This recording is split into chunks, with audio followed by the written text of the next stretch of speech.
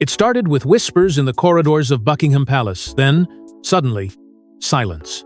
When staff members began refusing to serve Queen Camilla, it wasn't just an act of defiance, it was the spark of a palace revolt. And the reason? What she did to Princess Catherine. At first, it was barely noticeable, an attendant stepping away just as Camilla reached for a drink, a butler excusing himself when she entered the room. But soon, the patterns became undeniable. Doors that once opened instantly for the Queen Consort stayed closed a moment longer. Trays of tea and wine vanished before reaching her hand. And her calls for assistance were left unanswered. For a royal household that prided itself on flawless discipline, the subtle gestures were more than breaches of protocol. They were silent declarations of war. In these moments, loyalty was no longer to the crown, but to the woman the staff had chosen as their true queen, Princess Catherine. For years, the workers of the palace had admired her quiet dignity.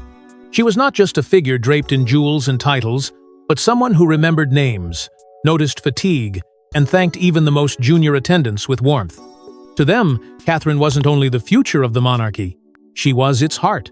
So when Camilla crossed the line, when she inflicted an act that left Catherine visibly wounded, the staff made a choice.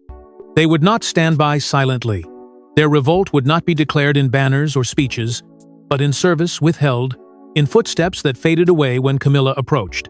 The whispers began first among the maids, who murmured in hushed voices of a betrayal too bitter to be overlooked. Soon, footmen repeated the word unforgivable, as they avoided their duties in her presence. Even seasoned attendants who had served through decades of royal storms admitted this moment felt different. "She's crossed it," one was overheard saying, "the line you do not cross."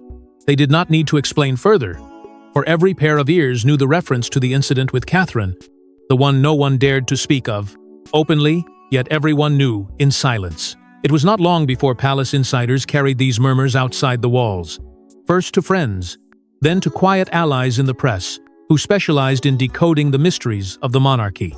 Within days, whispers of rebellion reached headlines, disguised as speculation. Trouble behind the palace walls.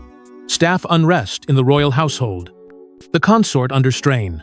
While the public devoured the intrigue, those inside the palace corridors knew it was no rumor. It was a mutiny rooted in loyalty.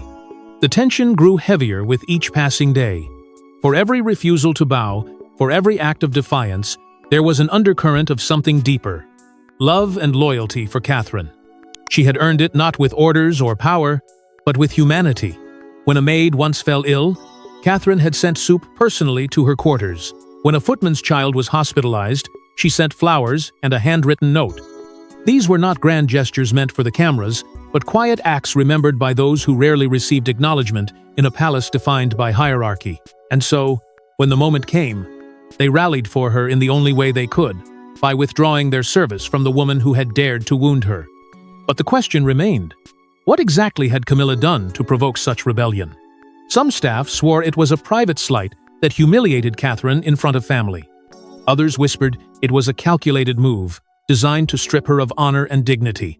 Whatever the truth, one fact united them all. Camilla had gone too far. And in the gilded heart of Buckingham Palace, that single act had transformed silent workers into warriors of loyalty. But to understand why the royal staff turned their backs on Camilla, we must revisit the moment when her simmering rivalry with Catherine boiled into an unforgettable scandal.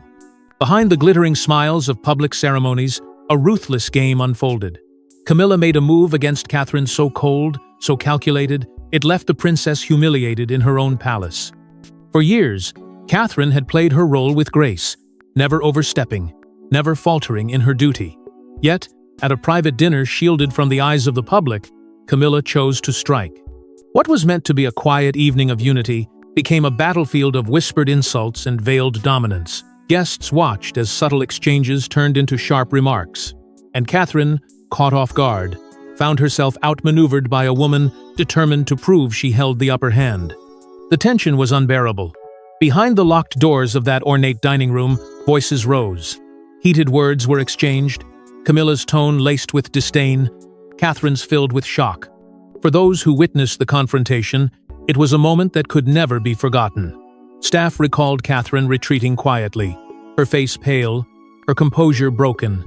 One aide confessed she left the room in tears, a sight so rare it stunned even those closest to her.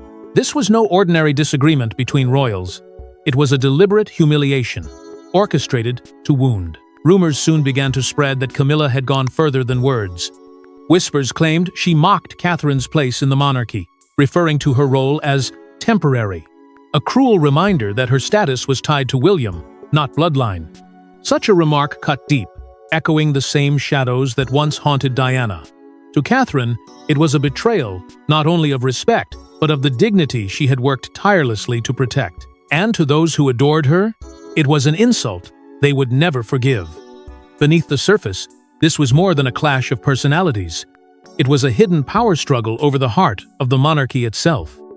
Camilla, keen to establish herself as the unshakable Queen Consort, sought to eclipse Catherine's growing influence. Every public smile masked a private rivalry. Every shared stage was a quiet contest for visibility. For years, Catherine's natural warmth had drawn the public closer, making her not just a royal figure, but a symbol of hope for the monarchy's future. Camilla, aware of this shifting tide, knew her own reign would forever be overshadowed unless she tore Catherine down. What made this moment even more devastating was the revelation of Camilla's latest scheme, a plan to strip Catherine of a symbolic honor once tied to Princess Diana. This was not about protocol or tradition. This was about erasing legacies, rewriting roles, and ensuring that Catherine's glow would never outshine her own. For the staff who revered Diana's memory and saw Catherine as her rightful continuation, this was not just politics, it was sacrilege. The move was as ruthless as it was strategic, designed to remind Catherine that no matter how beloved she was, Camilla held the crown. Yet even in this humiliation, something began to shift. For while Camilla believed she had cemented her dominance, she had instead awakened a force she could not control: the loyalty of the staff. They had witnessed Catherine's suffering, her tears, and her strength in silence. And in that moment, their allegiance turned into something far more dangerous than passive support. But humiliation was only the beginning. What followed was an act that even the most loyal staff could not forgive. The staff had seen disagreements before, but nothing prepared them for what Camilla did. One fateful evening, a moment so cruel it left Catherine broken and the monarchy shaken. It unfolded at a royal engagement, one of those carefully choreographed gatherings where every gesture is meant to project harmony and strength. Yet, beneath the chandeliers and formal smiles, the atmosphere turned bitter. Catherine, poised and graceful as ever, found herself cornered not by political rivals or foreign leaders, but by Camilla herself. In full view of foreign dignitaries, Camilla delivered words so sharp, so deliberate, they sliced through the air like a blade. The guests were left unsettled, wondering if they had just witnessed the fracture of a dynasty. Catherine's reaction was not anger, nor did she retaliate. Instead, she froze. Betrayal washed over her eyes wide with disbelief, as though she had been struck without warning. It wasn't the sting of a single insult that hurt most. It was the realization that Camilla had chosen that very stage, that very moment, to humiliate her in front of the world. The room fell into an uneasy silence, the kind that lingers when everyone knows something unforgivable has just taken place. For the staff, the sight was unbearable. They had always admired Catherine's quiet strength, her ability to endure pressure with dignity. To see her exposed and wounded in such a public way ignited a loyalty fiercer than protocol demanded. While the dignitaries whispered in confusion, aides and attendants rushed discreetly to her side, shielding her from further embarrassment. Behind the scenes, their words to her were simple but heartfelt. "You're not alone. We're with you." It was in that fragile moment that Catherine's bond with the staff was cemented, no longer professional but deeply personal. The palace machine, however, was quick to act. What happened that night could not be allowed to reach the headlines unfiltered. Cameras had captured the exchange, but the footage was carefully managed, edited, and buried under controlled narratives. Official statements painted the evening as graceful. Yet those who had been present knew the truth. They had seen the fracture, they had heard the tone, and no manipulation of the press could erase the memory of Camilla's words echoing in that hall. William's fury simmered silently but dangerously. Those closest to him described his expression as one of restrained rage, a man fighting the urge to defend his wife then and there. He understood the damage was not only personal but symbolic. Catherine represented the monarchy's future, and to see her reduced and ridiculed undermined the very institution they were sworn to protect. In private, William's voice shook with anger as he confided to aides that Camilla had gone too far. His vow was clear. This would not be forgotten, and it would not go unanswered. That evening became a turning point. What might have been dismissed as yet another clash of personalities transformed into something far greater. The staff, having borne witness, no longer viewed Camilla as their queen to serve, but as a force to resist. Catherine's tears were not weakness. They were the rallying cry that sparked a quiet rebellion. From that night onward, palace loyalty shifted, and the quiet rebellion began to rise. Catherine wasn't just their future queen, she was their confidant, their symbol of dignity, their quiet anchor. And when Camilla crossed the line, the staff chose Catherine over the crown. In the gilded halls of Buckingham Palace, where tradition demanded silence and service without question, a different kind of loyalty was being born. It wasn't built on hierarchy or fear. It was built on the countless small moments where Catherine proved she cared not as a princess, but as a person. She remembered names. She noticed when a cook looked weary and asked after his family. She thanked the cleaners who polished the floors long after royal banquets ended. And when a footman's father passed away, Catherine sent a handwritten letter that left the family in tears. These were not gestures performed for cameras or headlines. They were quiet acts of humanity, in a place where duty often stripped individuals of identity. And because of those moments, the staff did not see her as distant royalty. They saw her as someone who valued them, someone who made them feel seen in a world that often treated them as shadows. In whispered conversations, tucked away behind closed doors, staff began to make comparisons they had once kept to themselves. Catherine's warmth, her humility, her presence, stood in stark contrast to Camilla's sharpness and cold detachment. Where Catherine smiled and softened the weight of duty, Camilla demanded, corrected, and belittled. The gulf between the two women was undeniable, and it only widened as the scandal of Camilla's treatment of Catherine rippled through the palace. Each story of Camilla's cruelty hardened the staff's resolve. Each memory of Catherine's kindness became a reminder of why they could no longer simply obey. Tradition dictated that palace servants served the crown, no matter who wore it, but tradition cracked that night. For the first time in generations, their loyalty bent not toward the throne, but toward the woman they believed truly embodied the spirit of the monarchy. They did not see it as betrayal. They saw it as protecting the future, defending the only person who had treated them with dignity. And in their hearts, Catherine was already the queen they had chosen. Quiet acts of defiance soon followed.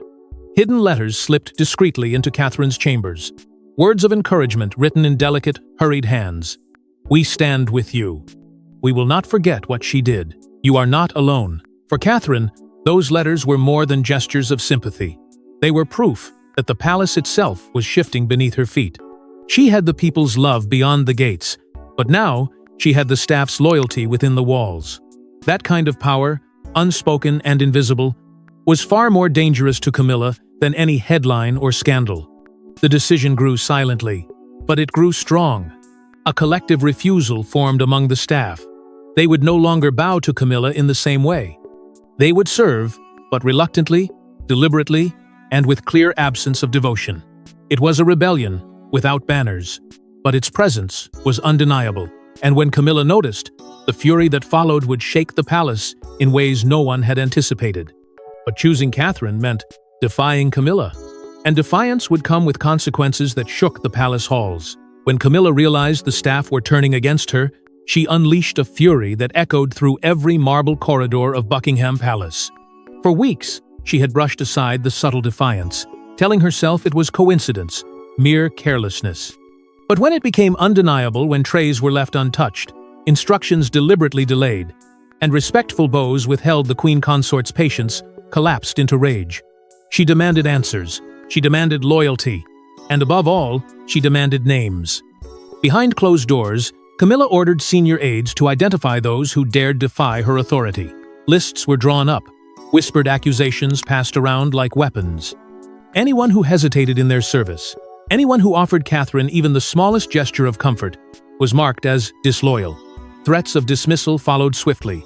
Camilla made it clear insubordination would not be tolerated, yet her words only deepened the rebellion. For the staff who had chosen Catherine, the threats proved what they already believed. Camilla was not a queen to respect, but a ruler to fear. Then came the breaking point. In a gathering meant to restore order, Camilla's temper erupted. Those present would later describe the outburst as unhinged. Her voice cracked with fury as she accused staff of betrayal, of conspiring against her crown.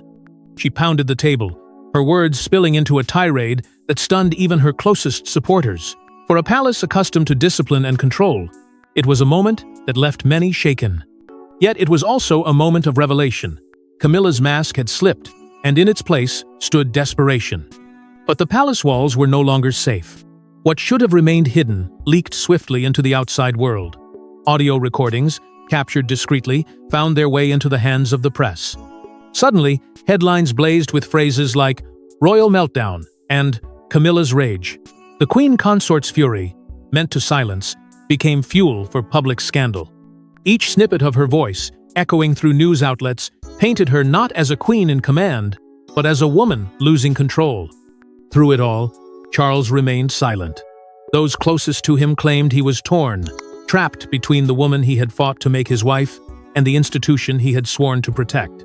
His silence, however, only fed the perception of weakness. To the staff, to the public, and perhaps even to Catherine herself, the king's hesitation spoke volumes. He would not restrain Camilla, but neither would he defend her. It was a silence that allowed the rebellion to grow unchecked. For Camilla, the realization came slowly but painfully. Her authority was crumbling. Every angry word, every demand for obedience, every attempt at punishment only widened the divide. She had wanted loyalty and found resistance. She had sought control and discovered rebellion. What she did not see, or perhaps refused to admit, was that Catherine's quiet composure and her refusal to engage in the same rage only made the contrast sharper. The more Camilla raged, the more Catherine's dignity shone. And in the eyes of the staff, there was no longer a question of who deserved their loyalty. And as her grip slipped, Catherine's quiet dignity only made Camilla's rage burn brighter. The palace corridors trembled as William confronted Camilla directly, a clash between future king and queen consort that could no longer be avoided. For weeks he had held his silence, swallowing his fury as his wife endured humiliation and the staff braved retaliation. But silence had its limits, and William reached his breaking point. He stormed into the private quarters where Camilla sat, demanding answers not as a polite royal exchange, but as a man whose loyalty to his wife had been tested one too many times. His voice, sharp and unyielding, cut through the stillness. "Explain yourself. Why have you treated Catherine this way?" Camilla, taken aback, tried to recover her composure. She offered justification cloaked in the language of tradition, insisting she had only been protecting the order of the monarchy. She claimed Catherine was stepping too far, becoming too visible, too influential, and that her actions were meant to remind everyone of boundaries. But William was unmoved. To him, those excuses were nothing more than cruelty masked as protocol.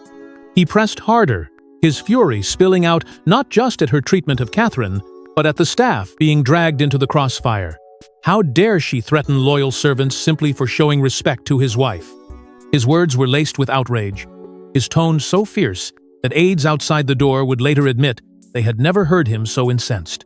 The confrontation quickly spiraled.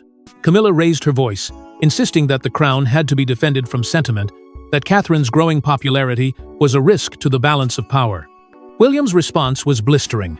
He reminded her of Diana, his mother, who had also been cast aside, belittled, and destroyed by the very institution Camilla now claimed to protect. His words were not only a warning, but a haunting echo of history, a reminder of wounds that had never healed. "Do not," he told her with searing intensity, "make Catherine suffer the same fate." The tension was unbearable. Shocked aides described the argument as the loudest in years, a verbal storm that rattled the palace walls. Camilla fought back with indignation, insisting she had earned her place and would not be sidelined by Catherine's quiet charm. But William refused to retreat. For him, this was no longer just a family dispute. It was a battle for respect, for dignity, for the survival of the woman he loved. His final vow, delivered with chilling conviction, silenced the room. "No one humiliates Catherine without consequences, not even you." Those words lingered long after the shouting stopped. They were not just spoken in anger, but carved into the memory of everyone who heard them. It was a declaration that the future king would protect his wife at any cost, even if it meant standing against the woman who wore the crown beside his father. Yet, while William's outburst made his stance unmistakable, it did not break Camilla's resolve. In fact, it fueled it. But if William thought his words would end Camilla's schemes, he was mistaken. The battle had only just begun. Leaked reports of rebellion, whispers of a collapsing monarchy. Suddenly, the palace found itself in its darkest modern crisis. What began as silent defiance within the corridors had spilled beyond the gates, breaking into the headlines with a force that shook the institution to its core. The media seized upon it immediately, painting a picture of a household in chaos, where servants no longer obeyed and whispers of disloyalty spread like wildfire. The world had seen scandals before, but never had there been open talk of a mutiny within Buckingham Palace itself. The words printed in bold ink across the nation's newspapers were unmistakable: Palace Mutiny. The narrative grew impossible to contain. Commentators spoke of staff refusing orders, of Camilla's authority unraveling in full view. International outlets picked up the story, and soon whispers turned to speculation about whether the monarchy itself was faltering. Foreign dignitaries, once reassured by the image of a stable crown, began to question whether Britain's royal house was on the verge of collapse. Invitations were quietly withdrawn, meetings postponed. Diplomats spoke in hushed tones about a monarchy at war with itself, and the damage to the crown's reputation spread far beyond Britain's shores. The crisis was worsened by Charles's own frailty. His health struggles, already a matter of quiet concern, suddenly took on new significance. Could a king whose strength seemed to fade by the day hold together an institution now tearing itself apart? Behind the walls, his silence became heavier, his absence more conspicuous. Every day he failed to act was read as weakness, and every sign of fatigue was seen as proof that the monarchy was leaderless in its hour of greatest peril. The palace that once stood as a symbol of endurance now looked fragile, unsteady, and fractured. Meanwhile, the Queen Consort's image was crumbling at a speed no advisor could stop. Camilla, once able to navigate whispers and spin scandals into forgettable stories, now faced a narrative she could not rewrite. The leaked recordings of her fury, the stories of her cruelty toward Catherine, and the growing defiance of staff painted her not as a dignified queen, but as a woman consumed by rage and desperation. Tabloids that once defended her now sharpened their knives, while broadcasters debated whether she had poisoned the monarchy from within. What had been whispered in corridors was now shouted across the nation. Camilla's crown no longer inspired respect, only resentment. And yet, in the midst of the storm, Catherine remained silent. That silence, far from being interpreted as weakness, became her greatest weapon. While Camilla raged and the palace floundered, Catherine stood untouched, her dignity unshaken. She made no speeches, offered no rebuttals, and yet her absence of words spoke louder than Camilla's tirades. The people saw in her a quiet strength, a woman wronged but not broken, and it only deepened the divide between the two women. To the staff, to the press, and to the watching world, Catherine's composure became a symbol of the monarchy's future, while Camilla's unraveling marked its crumbling present. But just when it seemed the crisis had reached its peak, another revelation emerged, one that went beyond rebellion, beyond humiliation, beyond scandal. It was a discovery that pierced the heart of Camilla's authority and shattered her last claim to legitimacy. And then came the final twist, the revelation that shattered Camilla's last claim to legitimacy. Buried deep in the royal archives, a hidden note from Princess Catherine surfaced, enough to sway the palace against Camilla forever. It wasn't a speech crafted for the cameras or a polished statement of duty. It was raw, handwritten, and private, never meant for the public eye. Yet, the note carried with it the weight of Catherine's deepest struggles, the silent pain she had endured, and the quiet plea that would ignite a fire inside the palace walls. The note spoke of the isolation she had felt, of the shadows that lingered behind the grandeur of her role. It revealed her private battle to maintain composure while under constant pressure and scrutiny. A life where even kindness was sometimes punished and dignity questioned. Most haunting of all was her plea, not for power, not for recognition, but for protection. A line written with quiet desperation, read like a cry from someone who had endured too much. I ask only for respect, for dignity, for peace within these walls. Those words, so simple yet so piercing, left no one untouched. When staff members stumbled across the note and its contents became known, the reaction was immediate and emotional. Hardened attendants who had served multiple reigns were seen breaking into tears. To them, this wasn't just Catherine's voice on paper.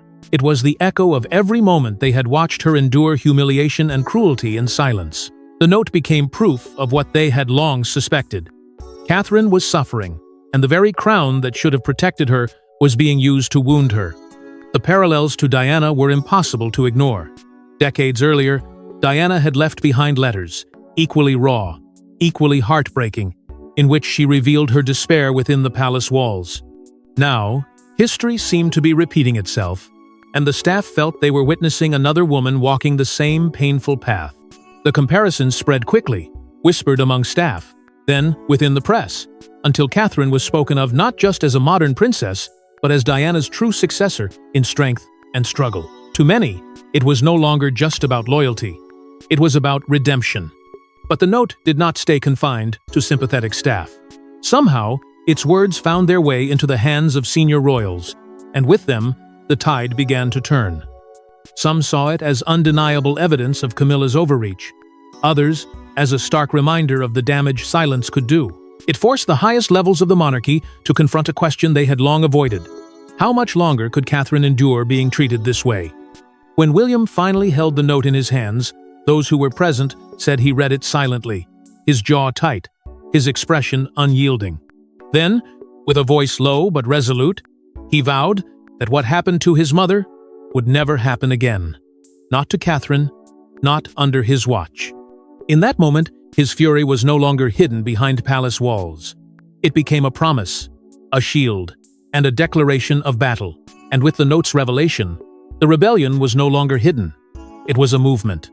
The revolt reached its peak, staff refusing service, William standing firm, Catherine silent but unbroken. Camilla faced the one reckoning she never imagined, being rejected by the very crown she sought to command. For weeks, her fury had echoed through the palace, but now the walls themselves seemed to turn against her. The whispers had become action, the quiet rebellion, a living defiance. Charles, weakened and weary, could no longer hide from the storm. Pressured by senior courtiers and family alike, he was forced to intervene. Yet, even his presence could not quell what was about to unfold. It happened at a grand palace event meant to project strength, unity, and control. But instead, it became the stage for humiliation. When Camilla called for assistance, no one moved. Footmen looked away, attendants froze, and an audible gasp rippled through the hall. Before foreign eyes and powerful dignitaries, the Queen Consort was left standing utterly alone. For a woman who had fought her entire life for legitimacy, the silence of her own staff cut deeper than any headline or scandal. It was not just disobedience, it was rejection. Then came the moment that sealed her fate. William and Catherine entered, calm, composed, and radiant in their silence. Their presence overshadowed her entirely. While Camilla stood abandoned, Catherine commanded the loyalty of every glance, every gesture, every bowed head. The monarchy, in that instant, reshaped itself not by decree, but by choice. The staff, the people, and even the walls of the palace had made their decision. For Camilla, the realization struck with cruel clarity. Tearful and defeated, she understood she had lost not only Catherine's battle, but the palace itself. The crown she once longed for no longer offered power, only emptiness. And so, the rebellion ended not with a bang, but with a silent truth. The monarchy had chosen Catherine, and Camilla would never recover from what she did. Thanks for watching. Don't forget to like and subscribe, and we will see you in the next one.